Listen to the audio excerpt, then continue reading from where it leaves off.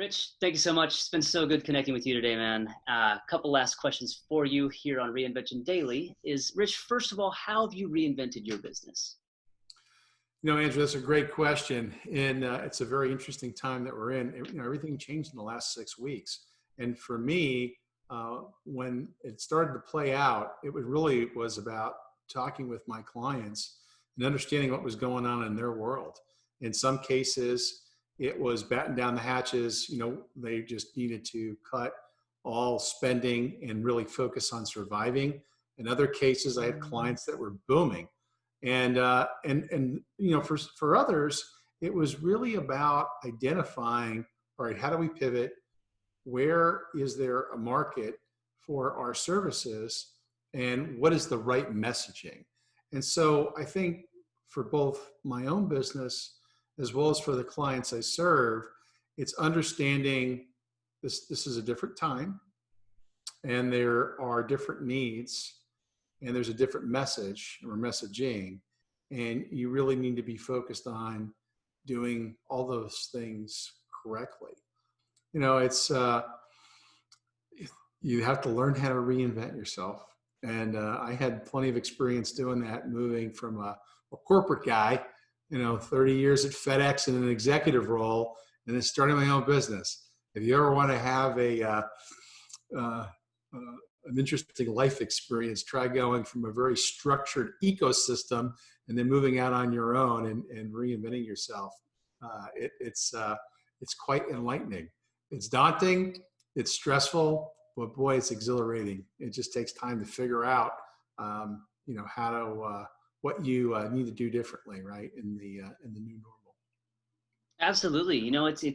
It's a great point you had there. You did the reinvention yourself, going from 30-year career to what you do now. And a lot of great points there. Sales and revenue is the fuel to everything that we do, whether you're a sole proprietor like you and I, or you're a FedEx. Sales and revenue is the fuel that allows you to do so many other things. So it's interesting to see where this is going to go. And that's my next question for you, Rich, is how do you see business development, or how do you see prospecting?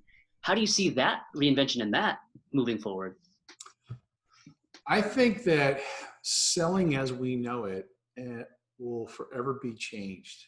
And what I mean by that is there was a lot of businesses, industries, executives that were hell bent, for a certain size of customer, you had to go out and make face-to-face sales calls. That was the best way and the only way to engage.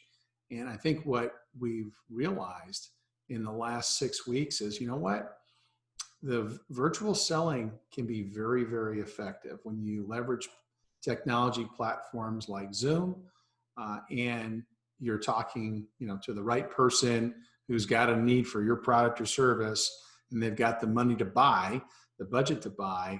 You can be very effective one-on-one, just like we are now, on video versus face-to-face. Granted, being there in person is awesome. I'm not advocating that, face-to-face selling is going to go away entirely, but you can absolutely supplement it. What's great about virtual, it is about 3 times more productive than face-to-face calls. So think about that, the size and scope and the reach, how many customers, how many clients you can engage with daily, weekly, monthly, with a blend of virtual and face-to-face as opposed to just purely face-to-face. It's staggering when you start looking at that.